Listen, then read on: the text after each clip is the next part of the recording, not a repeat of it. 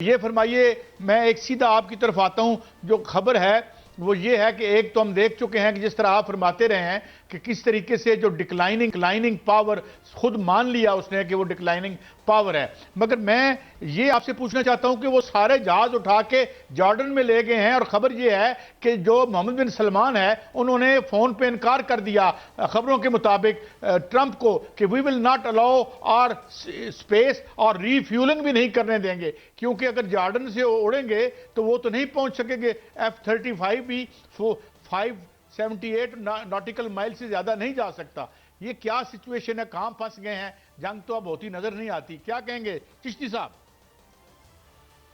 जी बहुत शुक्रिया काजी साहब और मियां साहब, आपने इनवाइट किया। देखिए बिल्कुल मैं तो डे वन से कह रहा था कि ये मिथ टूटी, और जंग शुरू होने के दूसरे दिन ही मैंने अर्ज किया था, जब उन्होंने लीडरशिप पर हमला किया था और जब लोगों को कहा था कि टेक ओवर कर ले। मैंने उससे कहा था कि नॉन स्टार्टर है, ये जंग इस तरह नहीं जीती जाती। कोई प्रिडिक्शन नहीं की थी मैंने। आज जब 40 दिन, तकरीबन 39 दिन जंग लड़ ली अमेरिका ने, मैं तवक्को नहीं कर रहा था कि ये रिजल्ट होगा। देखिए आज अगर जंग में क्लैरिटी होती, अगर खुदा न खास्ता एक तरफ ईरान डिफीटेड माइंडसेट के साथ होता, सरेंडर कर चुका होता, रजीम चेंज हो गई होती, फुट ऑन ग्राउंड होते, न्यूक्लियर वेपनाइजेशन का जो सो कॉल्ड निजाम है और उसके ऊपर जो एनरिचमेंट है वो हैंड ओवर कर चुके होते, तो ऑल टुगेदर इतनी 2-2.5 महीने नेगोशिएशन नहीं चलती, क्योंकि एक डिफीटेड साइड है, एक विक्टोरियस साइड है, 2 और 2 उसको आगे चल पड़ना था। अब क्योंकि न्यू फाउंड, मैं आपके प्रोग्राम में पहले भी कई दफा अर्ज कर चुका हूं, एक न्यू फाउंड रियलिज्म ईरान के पास भी है, और इस वजह से आपने देखा कि वो लीवरेज लेना चाहता है। और ईरान ऐसा मुल्क नहीं है जो 6 महीने साल बाद दोबारा हमला करवाए तो चले उस वक्त लीवरेज ले लेगा। अगर अभी नहीं लिया, उसने पहले ही 8 महीनों में दूसरी दफा हमला करवाया अपने ऊपर, व्हाटएवर रीजन। तो जब अमेरिका ने हमला करवाने का मतलब ये नहीं उन्होंने इन्वाइट किया है, मैंने कहा उन्होंने सफर किया है। तो ये जब हमला दूसरी दफा हुआ है तो हर दफा तो वो लीवरेज नहीं ले सकते, इतनी डिस्ट्रक्शन करा के, हजारों सैकड़ों जानें देकर जो हुई हैं। तो ये एक न्यू फाउंडलिज्म को कन्वर्ट करना चाह रहे हैं। अमेरिका की जो मिथ वो टूटी है, इसमें तो कोई शक नहीं है। इसलिए आपने देखा वो कभी किसी के सहारे जंग बंद करने का कहते हैं, कभी किसी को क्रेडिट दे देते हैं कि उसने मुझे कह दिया वरना मैं तो हमला करने वाला था।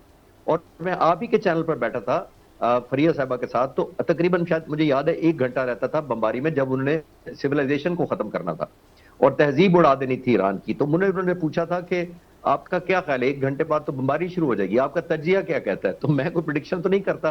तो उस वक्त एक्सटेंसिव बॉम्बिंग शुरू होने वाली थी, तो मैंने कहा था शायद सीज फायर हो जाए।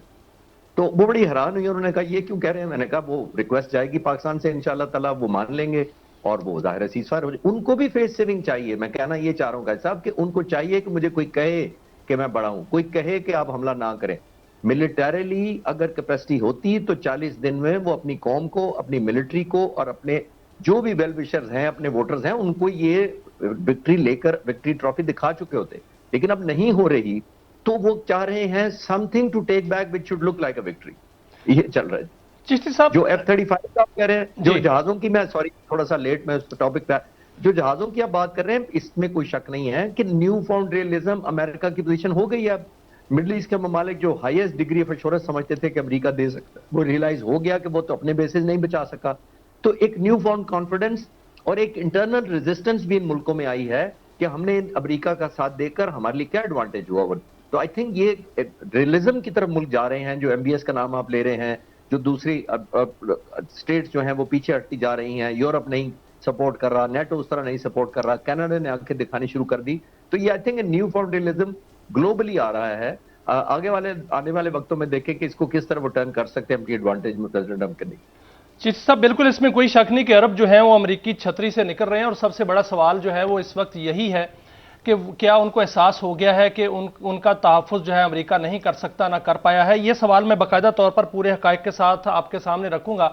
लेकिन अभी मेरा सवाल ये है सर कि अमेरिका बार बार, अमेरिकी मीडिया ये कह रहा है कि ईरान जो है वो खित्ते से अलावा भी अमेरिका को जो है वो हिट कर सकता है। हो सकता है कि उनके पास, बल्कि वो तो दावा कर रहे हैं कि 10,000 किलोमीटर मार करने वाला उनके पास जो है वो मिसाइल मौजूद हैं। ईरान ने हमेशा ये वाजे किया है कि ना उनके पास ऐसी कोई मिसाइल हैं, ना उनके पास कोई जो है वो एटम बम है। तो फिर बार बार इस तरह का प्रोपेगेंडा इसको कहेंगे, या वाकईतन कोई सरप्राइज है ईरान के पास कोई ऐसा कि अगर कोई हमला होता है तो वो सरप्राइज ऐसा दे सकता है कि वो अमेरिका के जो तनसीबात हैं या अमेरिका खुद इटसेल्फ, उनका मुल्क, वहां पर भी उसको हिट कर सकता है? मियाँ साहब, मैं अमेरिका में क्योंकि एक काइजन फाउंडेशन हमने यूएस से बनाई हुई है, मैं उसका पैटर्न चीफ हूँ, वहाँ हमने जना लाइब्रेरी खोली है, तो मैं वहाँ काफी दोस्तों को जानता हूँ, उनसे मैं बात करता रहता हूँ उस सिलसिले में। तो उनको ये लगता है कि ये जो जंग है हमसे बहुत दूर है। ये हमारी फौज जरूर लड़ रही है, हमें एक कुछ खुद पर्सनल लेवल पर या कम्युनिटी लेवल पर कोई इनसिक्योरिटी नहीं है। जो दुनिया में मुल्क चाहते हैं कि सीज फायर ना हो, जिसमें इसराइल नंबर 1 है, वो ये अमरीकी लोगों को ये पैगाम देकर एक एलिमेंट ऑफ इनसिक्योरिटी पैदा करना चाहते हैं कि अगर आप समझते हैं कि स्टेक होल्डर सिर्फ इसराइल है और 1600 किलोमीटर दूर हम पर वेपन्स गिर रहे हैं, तो 6-7 हजार किलोमीटर आप तक भी पहुंच जाएंगे कि उनके पास तो 10,000 वाला मिसाइल आ गया। तो ईरान भी कह रहा है, और ईरान के पास अगर होता भी किसी स्टेज पर, वैसे ही अजम्पशन के पॉइंट ऑफ व्यू से कह रहा हूं, तो ईरान को नहीं चाहिए कि अमेरिका के लोगों को हिट करे, क्योंकि अब वेज बनी हुई है between Israeli people, the government मैं बात कर रहा हूं, एंड अमेरिकन गवर्नमेंट, और एक मिसट्रस्ट का डेफिसिट हुआ है। अगर खुदा ना खास्ता थोड़ी देर डिस्कशन के लिए अगर कोई काबिलियत होती और वो अमेरिका को हिट कर देता, तो ओपिनियन फिर कन्वर्ज हो जाएगी, जो ईरान के लिए बहुत ही ज्यादा डैमेजिंग होगी। तो आई थिंक ये वो शो स्पॉइलर हैं जो बेसिकली अमरीकी लोगों को ये खौफ पैदा करना चाहते हैं कि हम नहीं बचे हुए, कुछ अरसे में अगर ये हुआ तो आप भी नहीं बचेंगे। अगर अमेरिकन कन्वेंशन हमला या न्यूक्लियर हमला आप पर होने वाला है, तो आप स्ट्रेट अवे आए और इसके खिलाफ खड़े हो जाएं, उसको एलिमिनेट कर दें, रिजीम चेंज कर दें। तो आई थिंक ये उसी कैंपेन का हिस्सा है, more of propaganda, nothing to with the reality. हम बहाने की बात कर रहे थे कि जो ट्रंप साहब हैं वो बहाने ढूंढ रहे हैं जंग से निकलने के लिए, बहाना कोई मिल नहीं रहा, किसी पर डालते हैं कि उसके कहने पर उसके कहने पर मैंने जंग जो है वो बंद की है। आज भी उन्होंने कहा कि हम ईरान बेताब है डील के लिए, लेकिन ज़्यादा वक्त नहीं देंगे, हम दोबारा हमला कर देंगे। जो अरब ममालिक हैं सर, इस जंग से पहले और बाद की सूरत हाल बहुत मुख्तलिफ है। जो अरब ममालिक हैं वो लग यही रहा है कि वो अमरीकी छतरी से निकलना चाह रहे हैं, क्योंकि खबर ये आई कि सऊदी अरब के जो वली अहद हैं शहजादा मोहम्मद बिन सलमान, ना सिर्फ उन्होंने इनकार किया कि अपनी सरजमीन देने से, अब और साथ साथ उन्होंने ये भी कहा कि हमला नहीं करना ईरान पर, मना किया गया उनकी जानिब से ट्रंप को। और जो कतर के अमीर हैं उन्होंने भी यही कहा कि अपनी सरजमीन देने से इनकार किया, और साथ उनको मना भी किया कि हमला नहीं करना। यूएई की जानिब से भी मना किया गया, क्योंकि यूएई लगता है कि वापस लौट रहा है, क्योंकि इसलिए कि वहां पर जो नेतान्याहू का दौरे की गूंज थी वो यूएई तो तरदीद करता रहा, लेकिन नेतान्याहू खुद उसकी तस्दीक करते रहे और उसके मशीर भी तस्दीक करते रहे जो उनके साथ थे, मुबैना तौर पर वो दौरा हुआ या नहीं हुआ, लेकिन उन्होंने ऐसी सतह पर उनको ले आए कि जिस पर यूएई जो है वो तरदीद ही कर रहा था। सर, कबल अज जंग और कबल अज बाद अज जंग खलीज तो बदलता हुआ नजर आ रहा है, बदल चुका है। क्या ये जो अमरीकी छतरी है उससे निकले हैं, या ये जंग की जो सूरत हाल पैदा हुई है इससे अरब ममालिक, खलीजी ममालिक इकट्ठे होंगे, मुत्तहिद हो जाएंगे एक दुश्मन के खिलाफ, या पाकिस्तान का रोल जो है वो खलीजी ममालिक में बढ़ जाएगा, चीन का रोल बढ़ जाएगा? क्या मंजरनामा देख रहे हैं मुस्तकबिल का? मियां साहब देखिए, जो लीडर का ट्रस्ट होता है ना, किसी लीडर का भी, और खासतौर पर अगर सुपर पावर का वो सदर हो, तो उसका ट्रस्ट और इंटेग्रिटी बहुत ज्यादा हाई वैल्यू गिनी भी जाती है और होनी भी चाहिए।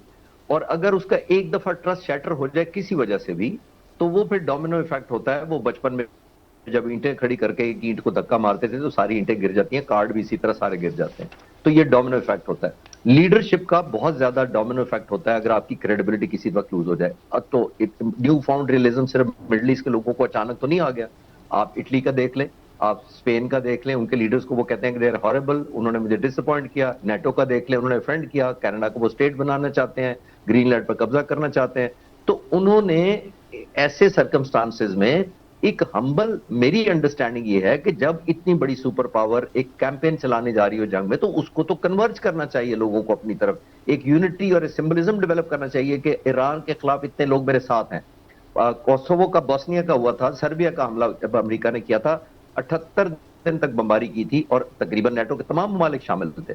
तो मैं ये अफगानिस्तान पर जब बमबारी की थी, ऑलमोस्ट आपने देखा कितने दिन बमबारी हुई, तब जाकर वो कब्जा हुआ, तमाम नेटो ममालिक साथ थे। अफगानिस्तान जो पहली दफा हुआ था वो भी साथ। तो मैं ये कहना चाह रहा हूं कि एक मॉरल असेंडेंसी होती है, स्टेक होल्डर्स आपके साथ ज्यादा होते हैं, लॉसेस शेयर होते हैं, आपके खिलाफ कैंपेन नहीं चलती आपके अपने मुल्क में, क्योंकि लॉसेस और के भी हो रहे होते हैं, तो आप लोगों को कहते हैं कि ये कंबाइंड लॉसेस है। अब अमेरिका ने क्या किया, आने से पहले सबको फ्रेंड किया, तो यूरोप बाकी ममालिक ऑफेंड हो गए। तो अब मिडिल ईस्ट के ममालिक को भी एक न्यू फाउंड रियलिज्म आया है कि ना वो डिफेंड कर पाए उनके एयर बेसिस को, जो 13 या 16 के करीब बेसिस है उनके, वो भी डिफेंड खुद नहीं कर पाए, उनके पर्सनल को मूव आउट करना पड़ा, इफेक्टिव रहे नहीं, उल्टा उनकी डोमेस्टिक प्रेशर बिल्ड हो गया, इकोनॉमी तबाह हो गई। तो आई थिंक इसके अंदर 2 और 4 करने की जरूरत ही नहीं है। तमाम मुल्कों को अब रियलाइज करना चाहिए। मैं ये नहीं कह रहा कि अमेरिका के खिलाफ खड़े हो जाएं, लेकिन उनको ये रियलाइज करना पड़ेगा जो ओवर द डिकेड्स हमने ये सारी कन्वर्जेंस की थी अमेरिका के साथ, उसने पे ऑफ किया कि नहीं। और ऊपर से ईरान की strength, new found strength Iran को मिल गई है। तो under the circumstances definitely realignment होगी। ब्लॉक्स क्या शक्ल अख्तियार करते हैं वो आने वाले वक्त में पता लगेगा। अच्छा, ये फरमाइए, आयरन डोम के खिलाफ दोनों बोले हैं, शी जिनपिंग और प्यूटिन, और ये क्या, और ये साथ वो कह रहे हैं कि यहाँ जंगल का कानून है, तो ये फौरन बाद में दौरा हुआ, ये क्या मैसेजिंग की गई है और क्या कहा गया। और ये भी याद रहे कि $14 बिलियन की ताइवान को डील भी उसने कैंसिल कर दी है। तो ये एक तो बड़ा डिफेंसिव पे चला गया ट्रंप। एंड ये आयरन डोम के हवाले से ये क्यों, गोल्डन डोम जो कि होगा ऊपर से खला में से, इसके खिलाफ क्यों बोले हैं दोनों बड़े लीडर?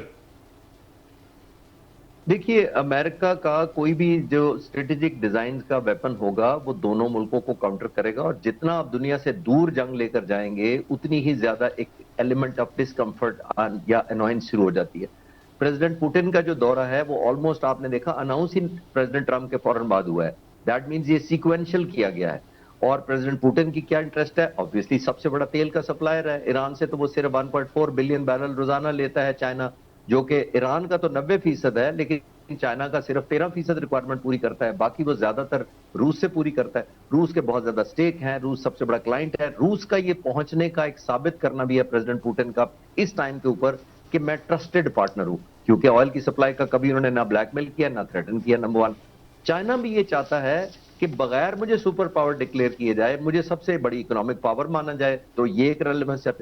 तो प्रेसिडेंट ट्रंप अपनी कमजोरियां उनको कवर करने गए हैं। इस दफा 2007 से लेकर इस दफा जो उनकी मिलिट्री पहली हुई है नेशनल परेड, वो इतनी लिमिटेड हुई है, मोर ऑफ ए सिंबॉलिक हुई है।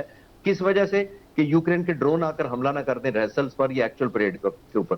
तो मैं ये सिर्फ बताने की ये कोशिश कर रहा हूं कि प्रेसिडेंट ट्रंप की दौरे के बाद सिर्फ ये स्टैंड अलोन नहीं है कि उन्होंने उनकी दुश्मनी में होना है, उनके अपने अपने भी मसाइल हैं जिन पर उन्होंने कन्वर्ज होना है, और कन्वर्ज होकर वो एक दूसरे को स्ट्रेंथन करना चाहते हैं। और सबसे क्रिटिकल इस वक्त पोजीशन चाइना की है कि वो ज्यादा किसकी तरफ लाइन होता है। लेकिन आखिरी जुमला ये है कि चाइनीज बहुत समझदार हैं, वो ओपनली किसी ऐसे मुल्क की तरफ नहीं जाएंगे out of the two, Russia या अमेरिका। वो अपनी नेशनल इंटरेस्ट देखेंगे, अपनी सिक्योरिटी देखेंगे, अपना इकोनॉमिक बिजनेस देखेंगे और अपने स्टेक देखेंगे।